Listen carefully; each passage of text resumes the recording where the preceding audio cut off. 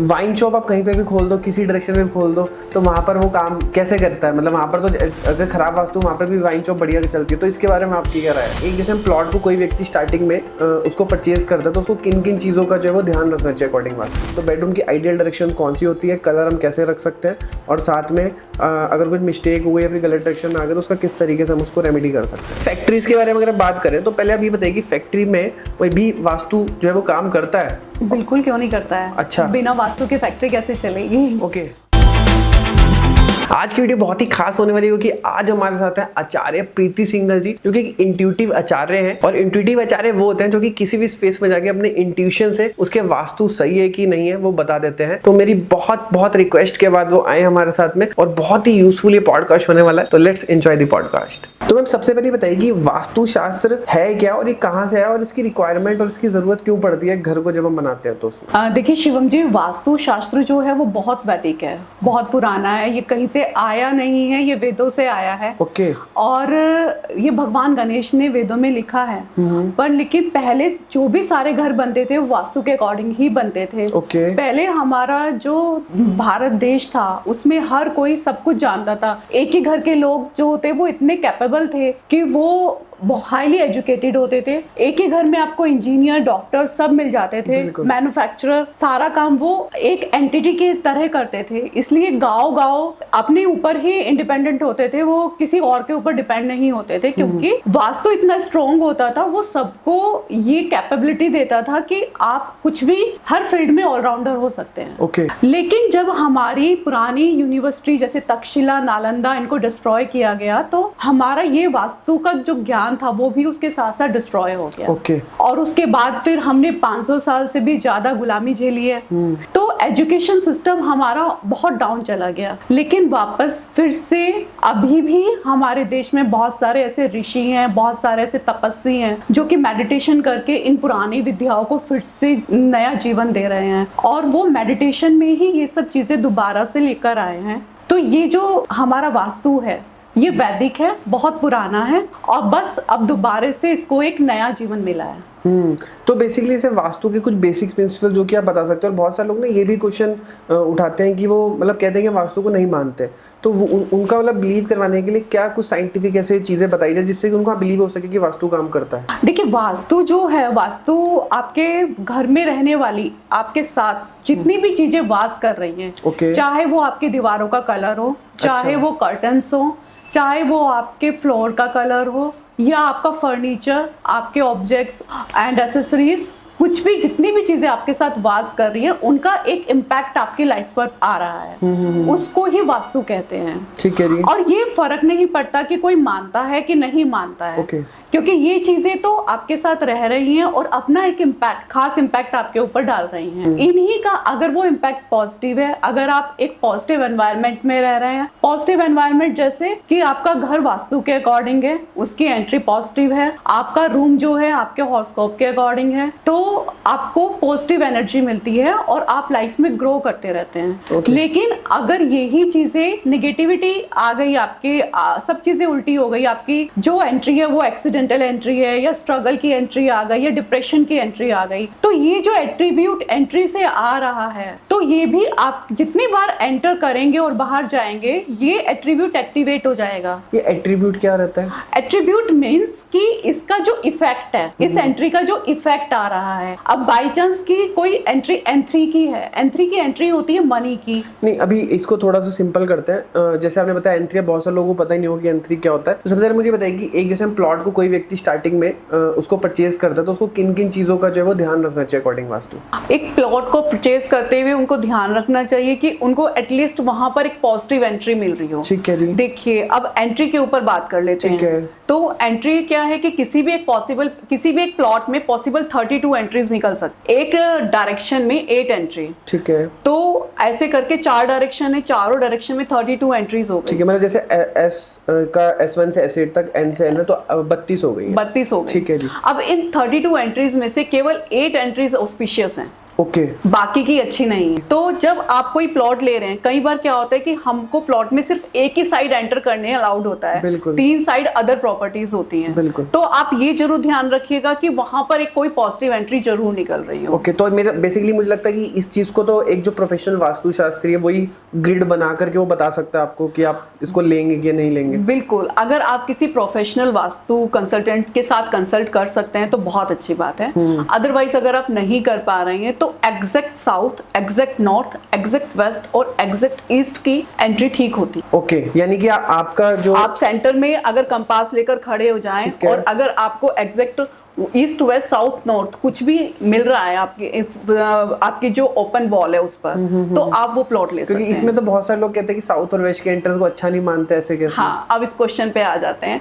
देखिए, ये चारों ही दिशाओं की एंट्री बहुत अच्छी होती है। इसमें कुछ खराब नहीं होता। ठीक है जी। लेकिन आपको क्या सूट करेगा, ये एक क्वेश्चन है। क्योंकि कभी भी ऐसा नहीं होता कि साउथ की एंट्रीज जो हैं वो वहां पर जो लोग रह रहे हैं वो ग्रो नहीं कर रहे हैं, या नॉर्थ में जो लोग रह रहे हैं वो ही सिर्फ ग्रो कर रहे हैं, वो लोग स्ट्रगल नहीं कर रहे हैं। आप अक्सर देखेंगे, आप किसी भी कॉलोनी में जाएंगे, वहां पर चारों फेसिंग के घर बने होते हैं और उसमें से आपको पूरा एक पैटर्न, ऐसा कोई फिक्स पैटर्न नहीं दिखने को मिलेगा। आपको स्कैटर्ड सा मिलेगा कि हाँ, नॉर्थ में भी बड़े ग्रो कर रहे हैं लोग, किसी किसी घर में पेंट भी कभी चेंज नहीं हुआ, और सेम कंडीशन आपको साउथ में भी मिलेगी। तो यहाँ पर क्या आ जाता है, यहाँ पर क्या चीज ऐसी है जो कि बहुत ही पर्सनलाइज हो जाती है और जो कि एक बेसिक वास्तु से अलग हटके हो जाती है, वो होता है कि आपका हॉरोस्कोप। ओके।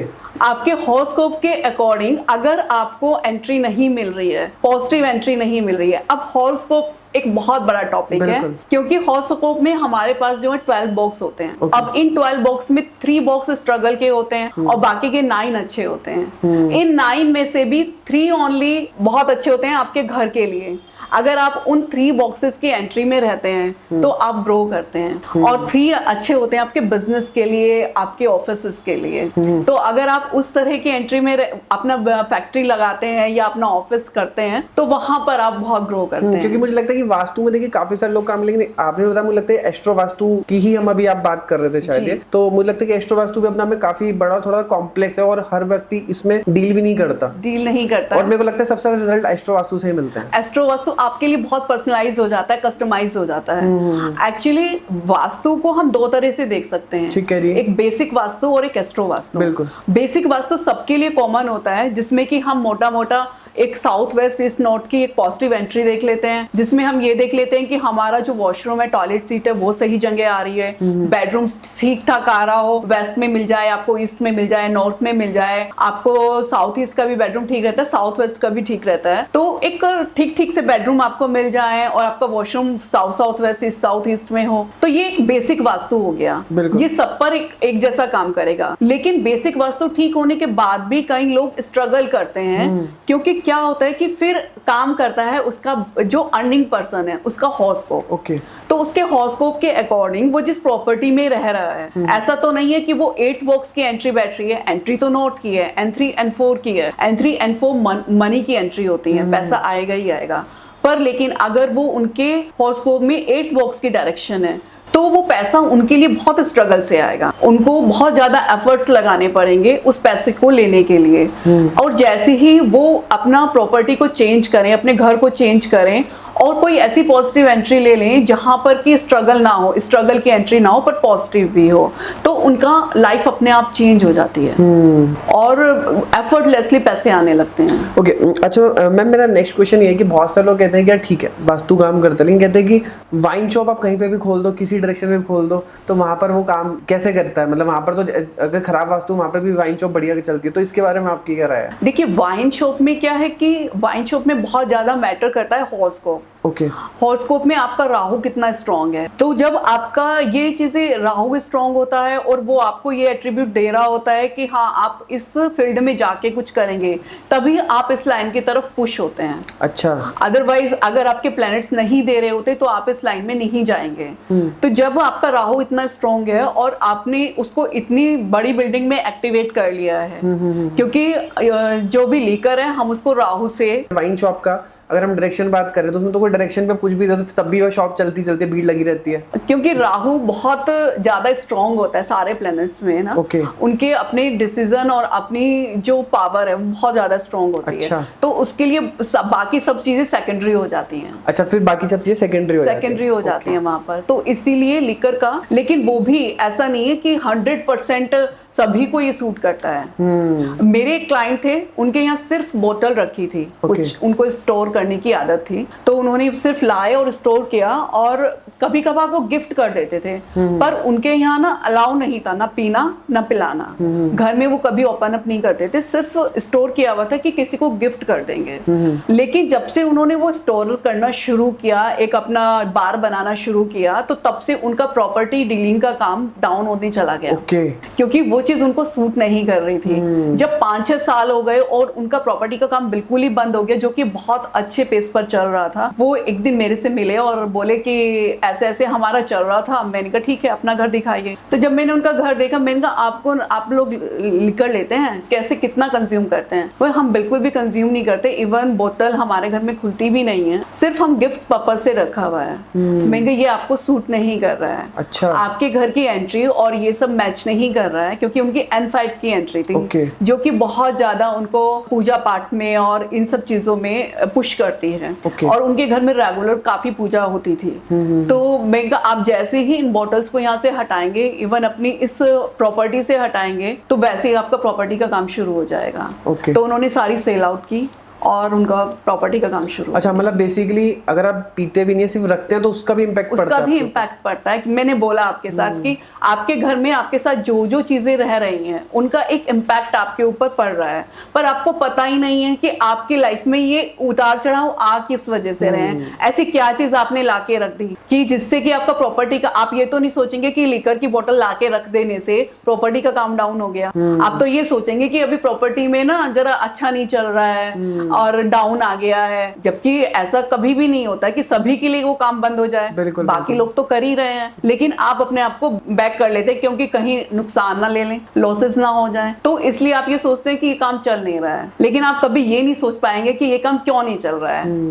तो ये इम्पैक्ट है। ओके, अब मैम जैसे आपने बताया कि चीजों का इम्पैक्ट पड़ता है, तो मतलब कलर्स का क्या रोल रहता है? मतलब कौन सी डायरेक्शन के कौन से कलर्स होते हैं? और कलर्स और शेप्स, बहुत सारे लोग कहते हैं कि आपकी डायरेक्शन के हिसाब से कलर और शेप्स होते हैं, तो इसके बारे में आप थोड़ा सा बताइए। बिल्कुल, आप हर एक डायरेक्शन, जैसे कि हमारे इसमें नॉर्थ हो गया, ठीक है, नॉर्थन साइड जो भी हमारा है आपका, नॉर्थ वेस्ट से लेकर और नॉर्थ ईस्ट तक, ठीक है, ब्लू कलर, ठीक है जी, बहुत इफेक्टिव होता है। वाटर का कलर है, ये वाटर की जोन है। यहाँ पर हम जो शेप यूज करते हैं वो वेवी शेप यूज करते हैं। और इसके बाद आ जाता है आपका नॉर्थ ईस्ट से लेके ईस्ट तक, नॉर्थ ईस्ट से ईस्ट ग्रीन कलर और ब्राउन कलर अलाउड होता है। इसकी शेप जो होती है रेक्टेंगुलर होती है। यहाँ पर आप कोई भी सामान रेक्टेंगुलर शेप में रखें, यहाँ पर आप प्लांट्स रख सकते हैं क्योंकि वो ग्रीन कलर के होते हैं, तो वो बहुत अच्छा इम्पैक्ट डालते हैं। ईस्ट साउथ ईस्ट से लेके साउथ तक रेड जोन आ जाती है, फायर की जोन जिसको हम बोलते हैं। इसमें रेड कलर और ट्राइंगल शेप चलता है। फिर इसके बाद साउथ वेस्ट और साउथ वेस्ट में ये येलो कलर और इसके साथ आपका स्क्वायर शेप चलेगा, ठीक है जी। और वेस्ट साउथ वेस्ट से लेकर नॉर्थ वेस्ट तक आपका राउंड शेप एंड व्हाइट और ग्रे कलर। ओके, ये आपका जो है स्पेस एलिमेंट हो जाता है। ओके, अब जैसे मैम आपने भी बताया कि जैसे जो फायर वाला जोन है उसका जो शेप है वो ट्रायंगल होता है, तो अब जैसे आपने बताया कि नॉर्थ जो कि वाटर एलिमेंट है उसका शेप वेवी होता है, तो अगर जैसे ट्रायंगल शेप मान लिया अगर नॉर्थ की डायरेक्शन में अगर आ जाता है तो उसका कोई इम्पैक्ट बहुत बड़ा इम्पैक्ट होता है। और अगर आ रखा है मान लिया ऐसी कोई चीजें जिसको हम नहीं हटा सकते, तो उसका कुछ रेमेडी वगैरह भी रहता है? मोस्टली तो चीजें इस तरह की हट जाती हैं, जैसे कि मैंने 1-2 केसेस में देखा है कि किसी के यहाँ साउथ ईस्ट और साउथर्न साइड ब्लू कलर के कर्टन्स थे, ठीक है जी। तो ब्लू कलर के कर्टन्स जब से लगे तब से उनको फाइनेंशियली डाउन बहुत आ गया, क्योंकि उनके जो अग्नि है, अग्नि के स्थान में वाटर एलिमेंट आने से अग्नि जो है वो बुझ गई। बिल्कुल। तो फायर एलिमेंट क्योंकि मनी को भी रिप्रेजेंट करता है, तो इसलिए उनको फाइनेंशियली लॉस आने लगे। जैसे ही वो कर्टन्स और कलर्स वहां से हटाए गए, सब चीजें ठीक होने लगी। अच्छा, ये चीज आपने खुद प्रैक्टिकली देखी? ये बिल्कुल जी, मेरे केस स्टडीज है। उसके बाद अगर ये ही रेड कलर हमारा नॉर्थन साइड चला जाता है तो वो हमारी अपॉर्चुनिटीज को स्टॉप कर देता है, तो फिर न्यू अपॉर्चुनिटीज आना बंद हो जाती हैं। तो कभी भी आपके किसी भी जोन में एंटी एलिमेंट या एंटी कलर नहीं होना चाहिए। ओके, तो बेडरूम में जो चीज़ें एलिमेंट अब बताऊंगा ना, उसके कुछ कुछ जो बेसिक चीज़ें और उसकी डायरेक्शंस आप मुझे बताइए, और अगर कोई मिस्टेक हो गई है तो उसमें हम क्या क्या एक बेसिक चीज़ों के बारे में, जिससे कि हमारे जो ऑडियंस उसको पता चल सके। जैसे बेडरूम है तो बेडरूम की आइडियल डायरेक्शन कौन सी होती है, कलर हम कैसे रख सकते हैं, और साथ में अगर कोई मिस्टेक हो गई या फिर गलत डायरेक्शन में आ गया तो उसका किस तरीके से हम उसको रेमेडी कर सकते हैं। बेडरूम, आपके बेडरूम के लिए बहुत सारी डायरेक्शन अलाउड होती हैं। अगर हम नॉर्थ से शुरू करें, नॉर्थ नॉर्थ वेस्ट नॉर्थ, और इधर आपका east east north east, south east south, और south west south west west and north west. और बहुत सारे लोग जैसे कहते हैं कि जो मेन ऑनर है वो साउथ वेस्ट में ही होने चाहिए, तो इसके मतलब ये भी एक मिथ है।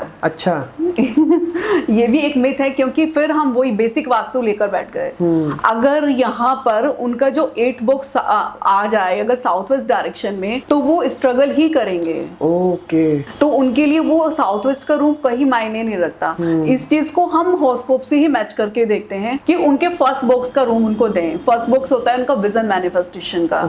तो उस रूम में वो जितनी एनर्जी लेंगे तो वो जो सोचेंगे उनकी वो सोच पूरी होने लगेगी, सोच साकार होने लगेगी, विजन मैनिफेस्ट करने लगेंगे। ऐसे ही जो इसके बाद होता है आपका बेस्ट रूम होता है फोर्थ हाउस, जो कि मदर का हाउस होता है और जो आपकी लैंड बिल्डिंग का हाउस होता है। अगर आप उस वाले रूम में भी रह रहे हैं तो वो रूम भी बहुत अच्छा होता है, वो आपको लॉन्ग लाइफ लर्निंग के लिए आगे लेके जाता है। तो हम रूम्स को तो आपके हॉरोस्कोप से मैच कर ही देते हैं। बेसिक वास्तु यहाँ पर वर्क नहीं करता है। ओके, और इसमें मेरा एक क्वेश्चन हो रहा है कि जैसे बहुत सारे लोग क्या करते हैं ना, मतलब एक कहते हैं कि अगर कुछ भी प्रॉब्लम हो रही है तो उसे कॉपर से कटिंग कर दो, मतलब कॉपर से काट दो इस तरीके से करके। तो इसके ऊपर आपकी क्या राय है कि मतलब जैसे अलग अलग डायरेक्शंस होती है तो उसके मेटल्स भी अलग अलग? बिल्कुल। एक्चुअली हम ये जो काटने का और ट्रीट करने का है, ये होता है बेसिकली एंट्री जब आपकी नेगेटिव आ जाती है। तो कौन सी डायरेक्शन में नेगेटिव एंट्री आई है, तो वहाँ का एक पर्टिकुलर कलर और एक पर्टिकुलर मेटल होता है। अच्छा, हम उसको टेप से भी ब्लॉक कर सकते हैं और स्ट्रिप से भी ब्लॉक कर सकते हैं। तो लेकिन उस डायरेक्शन का अपना एक एंट्री वाइज कलर होते हैं, ये डायरेक्शन भी नहीं मैं बोलूंगी। अगर एक ही डायरेक्शन में 4 एंट्री आ रही है तो हो सकता है वहां पे 3 कलर या 3 तरह के मेटल यूज हों। N1 2 N8 जरूरी नहीं है कि हम सिर्फ एल्यूमिनियम की स्ट्रिप ही लगाएं। वहाँ ब्रास की स्ट्रिप भी अलाउड है और वहाँ एसएस की स्ट्रिप भी लग सकती है। मैम एक सिंपल मैं आपसे पूछता हूँ, डायरेक्शन वाइज अगर मैं मेटल को अगर मैं आपको कहूँ कि किस डायरेक्शन में कौन सा मेटल आ सकता है, मुझे थोड़ा सा इसके बारे में बताइए। वही वाटर एलिमेंट जो कि हमारी नॉर्थर्न साइड है वहाँ पर एल्यूमिनियम, ठीक है जी। जो ईस्टर्न साइड है वहाँ पर एसएस, जो हमारी साउथ ईस्ट साइड है फायर एलिमेंट है वहाँ पर कॉपर, और जो साउथ वेस्ट हो गया अर्थ एलिमेंट वहाँ पर ब्रास, और स्पेस एलिमेंट सारा वेस्टर्न साइड जो भी है वहाँ पर आयरन की स्ट्रिप। तो मैम ये जैसे आपने डायरेक्शन वाइज जो मेटल्स बताया, तो इसको हम उस पर्टिकुलर जोन की जो एनर्जी है उसको बढ़ाने के लिए यूज करते हैं, फिर किसी पोर्शन को कट करने के लिए यूज करते हैं? वो बढ़ाने के लिए भी यूज किया जाता है, कट करने के लिए भी यूज किया जाता है, दोनों ही तरह से यूज किया मतलब वो कैसे यूज करता है वो एक प्रोफेशनल ज्यादा बेटर होता है। वो बिल्कुल, वो सारी चीजें हम यहाँ पर अगर बहुत डिस्कस भी करेंगे तो मतलब मिसकंसेप्शंस काफी आ जाएंगे। समझ गया कि मतलब कुछ लोग आधा अधूरा ज्ञान लेके करेंगे, गड़बड़ फिर होने के चांस गड़बड़ हो जाएगा, बहुत ज्यादा गड़बड़ हो जाएगा। लेकिन फिर भी आपने काफी अच्छे से बताया, क्योंकि बहुत सारे लोगों को लगता है कि सिर्फ कॉपर ही चलता है। नहीं तो ऐसा नहीं है। अगर आपने वही अब इसका आप नेगेटिव इफेक्ट देख लीजिए। अगर आपने नॉर्थर्न साइड कॉपर की स्ट्रिप लगा दी है तो क्या किया आपने, वाटर एलिमेंट में फायर डाल दिया। बिल्कुल। तो आपने अपनी अपॉर्चुनिटीज को ब्लॉक कर दिया। ओके, उसका कोई रिजल्ट नहीं आएगा, इवन नेगेटिव इफेक्ट आएगा। ओके, तो इसलिए ये अधूरा ज्ञान बहुत ज्यादा नुकसान कर जाता है। और मैम इसमें नेक्स्ट क्वेश्चन, जैसे हम प्लॉट को परचेज करते हैं तो जैसे कोने कुछ घटे हुए होते हैं, कुछ बड़े हुए होते हैं, तो मतलब इसमें भी ऐसा होता है कि कुछ डायरेक्शंस अच्छी होती है बड़ी भी, या फिर कुछ डायरेक्शन बुरी होती है, फिर सारी डायरेक्शन कोई भी डायरेक्शन हो अगर वो बढ़ रखी है घट रखी है तो वो बुरी ही होती है? इसके बारे में थोड़ा सा बताइए। नहीं, जो पॉजिटिव डायरेक्शंस हैं वो अगर बढ़ी हुई हैं तो उनका इम्पैक्ट अच्छा आएगा। अगर नॉर्थ बढ़ा हुआ है तो ऑब्वियस है कि अपॉर्चुनिटीज ज्यादा आएंगी, और साउथ ईस्ट बढ़ा हुआ है तो मनी ज्यादा आएगी, पर लेकिन एक लिमिट में। अगर वो लिमिट से ज्यादा हो जाता है तो हम उसको एक्सटेंडेड कहते हैं। जैसे कि अगर किसी की बॉडी का पार्ट एक बहुत बढ़ जाए तो अच्छा लगेगा? नहीं लगेगा, और वो बहुत उसके लिए ऑब्स्टेकल क्रिएट कर देगा। तो ऐसे ही हमें पूरी किसी प्रॉपर्टी को अगर कुछ बढ़ा भी है तो उसे घटाना पड़ता है, उसको बैलेंस स्टेट में लाना पड़ता है। मेन बेसिकली 5 तत्वों का बैलेंस ही आपको बैलेंस बहुत जरूरी। अच्छा मैम, एक छोटा सा मेरा क्वेश्चन क्वेश्चन ये है कि अभी रिसेंटली मैंने जो देखा था जनरली, जैसे फॉर एग्जांपल एक नॉर्थ वेस्ट फेसिंग का एक प्लॉट है, तो उसका साउथ वाला कोना नहीं, पीछे वाला एक कोना बढ़ रखा है, तो वो देखा जाए तो एक तरीके से गोमुखी हो रखा है, लेकिन उसका दक्षिण का कोना बढ़ रखा है। तो इसके बारे में आप क्या, आप गोमुखी कैसे कह सकते हैं उसको? क्योंकि आगे से बहुत छोटा और पीछे से बड़ा छोटा है और पीछे से बड़ा है। नॉर्थ और साउथ इसमें इम्पैक्ट नहीं डालता कि नॉर्थ से बड़ा हुआ है या साउथ से बड़ा हुआ है। सिर्फ हम गोमुखी तब बोलेंगे कि मुख की तरफ से वो छोटा है और पीछे की तरफ से वो बड़ा है। बिल्कुल, तो ठीक है। तो ऐसे में गोमुखी अच्छा हो गया एक तरीके से घर में रहने के लिए, लेकिन उसका साउथ कोना बड़ा है, तो इसको मतलब हम अच्छा कंसीडर, साउथ अच्छा होता है। अच्छा, साउथ बड़ा हुआ अच्छा होता है, साउथ नेम और फेम की डायरेक्शन होती है, लेकिन फिर भी हमें उसको बैलेंस करना पड़ेगा। अच्छा, हम जैसे फैक्ट्रीज के बारे में अगर बात करें तो पहले अभी बताइए कि फैक्ट्री में वही भी वास्तु जो है वो काम करता है? बिल्कुल, क्यों नहीं करता है। अच्छा, बिना वास्तु के फैक्ट्री कैसे चलेगी? ओके। फैक्ट्री में बहुत सारी चीजें हमें बैलेंस करनी पड़ती हैं। देवताओं पर काफी वर्क होता है। देवताओं जो 45 देवता, आई थिंक लगता है थोड़ा और डीप हम चलेगा इसमें, है ना? हाँ, 45 देवताज में से कुछ ही देवता आपके लिए, आपके काम के लिए इम्पोर्टेंट होते हैं। किसी भी प्रॉपर्टी में 45 देवता कभी एक्टिवेट नहीं कराए जाते, कभी भी नहीं। आपके कुछ खास देवता होते हैं जो कि आपके लिए वर्क कर रहे हैं, आपके काम के तो क्या मैम ऐसा हो सकता है कि दो व्यक्ति हैं जो कि डिफरेंट काम कर रहे हैं, एक और देवता सेम जो है उनके लिए काम करे? मुझे लगता है कि एक देवता किसी के लिए अच्छा काम करे तो उसके दूसरे के लिए बुरे भी हो सकता है। नहीं, ऐसा नहीं है। बुरा किसी के लिए कुछ नहीं हो सकता है। बुरा वो तब हो जाते हैं जब हम उनका ध्यान रख के काम नहीं करते। बाय चांस हमने घर है और हमने घर पर देवताओं की जगह टॉयलेट सीट रख दिया, तो वो असुर में चेंज हो जाएंगे। तो असुर में चेंज होकर फिर वो आपके अंदर कोई ना कोई ऐसी बीमारी, कोई ऐसा कंफ्यूजन, कोई ऐसी नेगेटिव एनर्जी क्रिएट कर देंगे कि जिसका आपको समझ नहीं आएगा ये आ कहां से रही है। आप स्ट्रगल में स्ट्रक हो जाएंगे, या तो आपको फिजिकल स्ट्रगल आ जाएगा या फाइनेंशियली आ जाएगा। तो ये जैसे 45 देवताज हम इसमें बोलते हैं, पर इसमें देवता और असुर दोनों का कॉम्बिनेशन। और ये असुर भी दैवीय बन के देवता की तरह हमें दे सकते हैं, और देवता भी अगर हम उनका ध्यान ना रखें तो असुरों में चेंज हो जाते हैं। तो हम जैसे आपने 45 देवता के बारे में बताया, तो इसकी कुछ पुराणों में कुछ कथा वगैरह भी मिलती है क्या? हाँ, बिल्कुल, बहुत अच्छी कथा है इसकी। एक बार क्या हुआ था कि भगवान शिव अंधकासुर के साथ लड़ाई कर रहे थे। और तब उनके पसीनों की कुछ बूंदों से एक दैत्य का जन्म हुआ, और उसको भूख बहुत ज्यादा लगी थी। अंधकासुर तब तक मर चुका था, तो उसने उसका खून पी लिया। उसके बाद उसको फिर बहुत ज्यादा भूख लगी, तो उसने क्या, तपस्या करने बैठ गया वो, और शिवजी को प्रसन्न किया। तब उसने शिवजी से वर मांगा। शिवजी ने बोला, बताओ क्या मांगना है? तो उन्होंने कहा कि मुझे आप इतनी शक्ति दो, इस तरह की स्ट्रेंथ दो कि मैं तीनों लोगों को ग्रसित कर लूं, तीनों लोगों को मतलब मैं खा जाऊं। अब वहां दैत्य और देवता दोनों खड़े थे, तो उन्हें लगा कि ये तीनों लोगों को अगर खा जाएगा तो हम कहाँ जाएंगे। तो भगवान ने तो तथास्तु कह दिया। अब वो खाने के लिए औंधे मुंह धरती पर पड़ गया। तो उसके ऊपर देवता और दैत्य दोनों खड़े हो गए और उसको कंट्रोल कर लिया पूरा। तो वो बोला कि अब आप ही बताइए, आप तो मेरे पीठ के ऊपर सवार हो गए हैं, आप ही बताइए मैं क्या करूं, मैं अपनी जीविका के लिए क्या करूं, जीने के लिए क्या करूं, मुझे भूख लगी है। तब उन्होंने उसको वरदान दिया कि आप इस भवन के, किसी भी भवन के वास्तु पुरुष कहलाएंगे, क्योंकि हमने आपके ऊपर वास किया है, तो इसलिए आप वास्तु पुरुष कहलाएंगे। और जब भी अपना कोई भवन बनाएगा तो आपको ध्यान में रख के बनाएगा, और जो ध्यान में रख के नहीं बनाएगा आप उसको ग्रसित कर लेना। और जो भवन बनाने के बाद आपका ध्यान नहीं रखेगा, आपकी पूजा पाठ नहीं करेगा, तो आप उसको भी ग्रसित कर लेना। तो बेसिकली जिस वास्तु पुरुष मंडला की हम बात करते हैं वो ये वही है, वही वास्तु पुरुष मंडला है, जिसमें कि असुर और दैत्य दोनों बराबर उसमें है, और वास्तु पुरुष के ऊपर ये लोग विराजमान हैं। तो जब हम कभी बिल्डिंग बनाते हुए वास्तु का ध्यान नहीं करते, वास्तु का ध्यान या वास्तु पुरुष का ध्यान, क्या मतलब है इन सब चीजों से? मतलब है कि एंट्री पॉजिटिव नहीं लेते, टॉयलेट सीट सही जगह नहीं लगाते, अपना जो गैस का होब है वो सही जगह नहीं लगाते, बेडरूम सही जगह नहीं होते। अब अगर आप कपल को नॉर्थ ईस्ट का बेडरूम दे देंगे तो वो उनके लिए वर्क नहीं करेगा। तो बेडरूम भी एक आपका सही डायरेक्शन में होना चाहिए। तो ये इन सब चीजों का अगर आप ध्यान नहीं रखेंगे तो एनर्जीज चेंज हो जाएंगी, और देवता जो है वो आसुरी उस भाव में आ जाएंगे। आप हम बिल्कुल सही कह रहे हैं। बल्कि इनफैक्ट हम भी क्या करते हैं, जैसे कोई भी व्यक्ति अगर मान लिया बना बनाया घर लेता है, मतलब कोई रह रहा है और उससे परचेज कर, तो हम बोलते हैं कि आप पहले ये देखिए कि वो क्यों बेच रहे हैं, वो प्रॉब्लम में फंस गए हैं या उनको बहुत फाइनेंशियल क्राइसिस हो गए तब वो बेच रहे हैं, तो मतलब उस घर के वास्तु में कुछ गड़बड़ है, या फिर वो उससे कुछ बड़ा घर बना रहे हैं इसलिए वो बेच रहे हैं। तो मुझे लगता है इससे भी काफी कुछ एक आइडिया लग सकता है। किसी केस में लग भी सकता है, किसी केस में नहीं भी लग सकता है। क्योंकि मैं वही कह रही हूँ कि वास्तु एक किसी घर का बड़ा पर्सनलाइज हो जाता है जब वो आपके हॉरोस्कोप के साथ साथ चलता है। अब बेसिक वास्तु में कोई गड़बड़ है तो वो सबके लिए नुकसान देगा, वो किसी को भी फ्लरिश नहीं होने देगा। लेकिन अगर वो वास्तु जो है आपका पर्सनलाइज होके खराब हो रहा है तो हो सकता है कि उनको सूट नहीं कर रहा था आपको सूट कर जाए, और ये भी हो सकता है कि उनको सूट कर रहा था वो तो अपना बड़े घर में गए हैं पर अब आप इस घर में आए आपको सूट नहीं कर रहा, तो ये यहाँ पर आकर काफी कस्टमाइज हो जाता है। अच्छा, इससे पहले जैसे हम फैक्ट्रीज के बारे में बात कर रहे थे, तो फैक्ट्री में से आजकल आग लगने का बहुत ज्यादा हम देखते हैं कि बहुत सारी आग लग रही है, तो इसका भी वास्तु से कुछ हम रिलेशन है क्या? बिल्कुल है। अच्छा, बहुत सिंपल सा है, बताइए मैम। एक्चुअली क्या होता है कि 32 एंट्रीज में से 2-3 एंट्री ऐसी होती हैं जो कि आपको फायर एक्सीडेंट देती हैं। अच्छा, लेकिन अगेन हम तो वास्तु को मानते नहीं है, हम तो वास्तु हमने तो करा लिया है।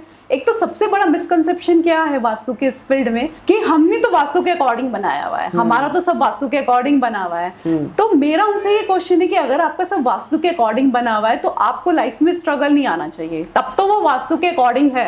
अगर आप लाइफ में स्ट्रगल फील कर रहे हैं, अगर आपका वास्तु के अकॉर्डिंग होने के बाद भी फैक्ट्री में आग लग रही है तो वो वास्तु के अकॉर्डिंग नहीं है। और कैसे हो सकता है? और मुझे लगता है कि शायद आप वास्तु प्लस हॉरोस्कोप दोनों को कंबाइन करके देख रहे हैं अभी। दोनों को कंबाइन करके देखते हैं, बिल्कुल। तो यहाँ पर उस फैक्ट्री का फायर एलिमेंट, फायर जोन जो है वो बैलेंस नहीं होती है। ओके। और उसके बाद उनकी एंट्री भी इस तरह की आती है, कोई ना कोई एंट्री ओपन होती है जो कि फायर एक्सीडेंट देती है, और फायर एक्सीडेंट देने की वजह से वहां पर आग लगती है। लेकिन इसको बैलेंस करा के, ट्रीट करा के ठीक कराया जा सकता है। ओके। लेकिन हम सारी चीजों पे ध्यान देते हैं, कंस्ट्रक्शन पर ध्यान देते हैं, मशीनिंग पर ध्यान देते हैं, लेकिन ये जो सबसे इंपॉर्टेंट पार्ट होता है इस पर ध्यान नहीं जाता। अब मेरा नेक्स्ट क्वेश्चन टॉयलेट्स को लेकर गया है कि आपका जो टॉयलेट्स है वो अकॉर्डिंग वास्तु किन किन डायरेक्शंस में होना चाहिए। साथ ही में ही बहुत सारे लोग कहते हैं कि हमारा घर 100% वास्तु के हिसाब से बन रहा है, तो क्या किसी भी घर को 100% वास्तु तक पहुंचाना पॉसिबल है? आप देखिए, जितना गुड़ डालेंगे उतना मीठा होगा।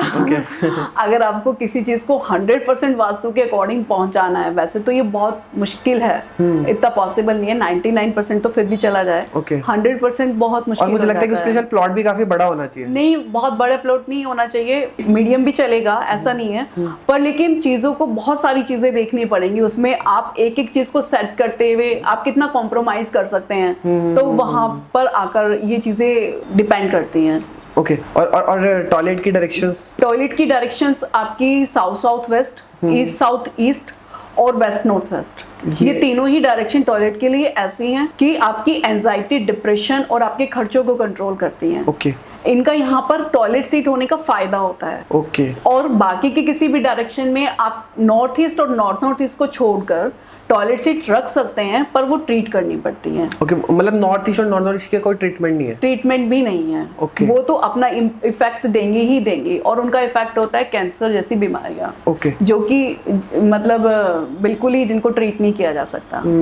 और मैम जैसे फॉर एग्जांपल आपका जैसे ईस्ट में अगर टॉयलेट आ रखा है, तो इसका एक छोटा सा एग्जांपल में इसका हम ट्रीटमेंट किस तरीके से कर सकते हैं? ईस्ट के टॉयलेट को हम एसएस की स्ट्रिप से ब्लॉक कर सकते हैं। अच्छा। और ईस्ट में टॉयलेट आने से क्या होता है कि आपका जो सोशल कनेक्शन है वो बहुत कम हो जाता है। आप सोसाइटी से उतना जुड़ नहीं पाते। और जो लोग पॉलिटिकल बैकग्राउंड से आते हैं उनके लिए तो ईस्ट में टॉयलेट कभी होना ही नहीं चाहिए, नहीं तो उनको टिकट्स नहीं मिलते। ओके। और मैम ईस्ट में जैसे आपने बताया कि टॉयलेट्स को हम कट कर सकते हैं, तो जैसे भी हमने बताया था कि ईस्ट का जो डायरेक्शन जो हमने बताया था कि इसका जो शेप होता है वो आपका स्क्वायर शेप होता है, तो रेक्टेंगल, सॉरी जैसे हमने बताया था कि ईस्ट का जो शेप होता है वो रेक्टेंगल होता है, तो जो हम कट करते हैं तो क्या हमें उसको रेक्टेंगल शेप? नहीं, ऐसा कुछ नहीं है, ऐसा नहीं, बस उसे नॉर्मल कट करना होता है। नॉर्मल यू शेप में टॉयलेट सीट अंदर चली जाए, बेसिकली बस ये है कि ओके, मतलब बेसिकली ये है कि आपका जो भी उसका अलग अलग तरीके से ट्रीटमेंट करना पड़ता है। तो आप मुझे 2-3 और केस जो कि आपको लगता है कि बहुत ज़्यादा गलत जो डायरेक्शंस होती है उसका मुझे ट्रीटमेंट के साथ अगर बताएंगे, जिससे कि देखिए डायरेक्शन कोई गलत नहीं होती है, कोई भी गलत डायरेक्शन नहीं होती है। अगर ये जो थोड़ी सी नेगेटिव है, south south west, east south east और वेस्ट नॉर्थ वेस्ट, अगर ये नहीं होंगी तो आप अपने खर्चे कैसे कंट्रोल करेंगे, एंजाइटी को कैसे कंट्रोल करेंगे? तो ये चीजें भी बहुत जरूरी हैं। साउथ साउथ वेस्ट की डायरेक्शन है डिस्पोज ऑफ की डायरेक्शन। नहीं मैम, इसमें अब जैसे क्या होता है ना, जैसे मतलब किसी के प्लॉट इतने बड़े नहीं होते, छोटे साइज के होते हैं, तो उसके लिए पॉसिबल नहीं होता, मतलब वो उस डायरेक्शन में बनाना भी चाहे तो थोड़ा सा टॉयलेट बढ़ के दूसरे जोन में चला ही जाता है, तो ऐसे केस में क्या किया जाए? हमें फर्क नहीं पड़ता कि टॉयलेट आपका कितना बड़ा है और कितनी जोन में कवर कर रहा है, सिर्फ टॉयलेट सीट किस जोन में आ रही है, दैट्स इट। हमें टॉयलेट की स्पेस से कोई मतलब नहीं है, वो कितना भी बड़ा हो सकता है, कहीं भी हो सकता है, उसका कोई इफेक्ट नहीं है। इफेक्ट सिर्फ टॉयलेट सीट का है। ओके तो हमें वो देखना है कि उसकी पॉजिटिव डायरेक्शन हमें मिल जाए, उसके लिए जो पॉजिटिव है। ओके और मैम अच्छा, लास्ट में आपके अभी तक के जो भी आपका एक्सपीरियंस रहा है, आप एक दो कोई ऐसी केस स्टडी जो कि आप शेयर करना चाहते हैं कि पहले इस तरीके से प्रॉब्लम था और मैंने उसको उस तरीके से सही करके फिर बाद में इस तरीके से वो सही हो गया। और इसके साथ साथ मुझे ये भी बताइए कि अगर हम वास्तु को सही करते हैं तो कितने डेज में हमें उसका जो है वो पॉजिटिव इफेक्ट दिखने लगता है? मैं आपके दोनों ही क्वेश्चन का आंसर अपनी ही केस स्टडी में दे देती हूँ। एक्चुअली मेरे एक क्लाइंट थे कि जो शिफ्ट हुए थे दिल्ली में और वो अपना घर लेना चाह रहे थे, ठीक है जी, पर 4 साल से वो घर ढूंढ रहे थे, उनको घर नहीं मिल रहा था। हमेशा जब भी ढूंढने निकलते थे, एक का तो 1.5 का पसंद आता था और 1.5 का निकलते थे तो 2 का पसंद आता था, तो कहीं भी जाके चीजें सेट बैठ नहीं रही थी। तो फिर मेरे को बुलाया कि कैसे करना है, रेंट वाले घर में रह रहा हूँ, तो क्या रेंट वाले घर में अगर आप ट्रीटमेंट करेंगी तो काम करेगा क्या? मैंने कहा क्यों नहीं काम करेगा, अब आप उस घर के मालिक हो, क्योंकि आप तो मालिक जो है उनको रेंट दे रहे हो, तो अब वो तो अब आते भी नहीं है आपके पोर्शन में उसको देखने के लिए, तो वहां पर डिसीजन किसके चल रहे हैं? आपके चल रहे हैं, तो इसलिए वास्तु भी आपके ऊपर ही वर्क कर रहा है। बिल्कुल। तो क्योंकि रेंट का घर था तो हम उसमें बहुत ज्यादा कुछ नहीं कर सकते थे। हमने सिर्फ 3 इंच वाइट टेप ली, जो कि आपकी फ्लोर मार्किंग टेप होती है, कलर्स टेप होती हैं, हमने उनसे उनका घर बैलेंस किया। और विद इन 21 डेज वो टोकन मनी दिया है 4 BHK के लिए, जो कि फुल्ली फर्निश्ड था। अच्छा। और कह रहे थे कि मतलब ऐसा घर तो मैं सपने में भी नहीं सोच पा रहा था कि मतलब इतना अच्छा मैं ले पाऊंगा। और उस टाइम जिस टाइम वो टोकन मनी दे के आए, उनको कहीं भी ध्यान नहीं आया कि उनके पास पैसे नहीं हैं या वो ये पेमेंट कैसे करेंगे, सब कुछ अपने आप एकदम से अरेंज होता चला गया। तो फिर यही क्वेश्चन था, ये कैसे पॉसिबल है? जब आपका घर बैलेंस हो जाता है तो ये रिजल्ट्स तो विद इन 21 डेज और 1 मंथ में ही आने शुरू हो जाते हैं।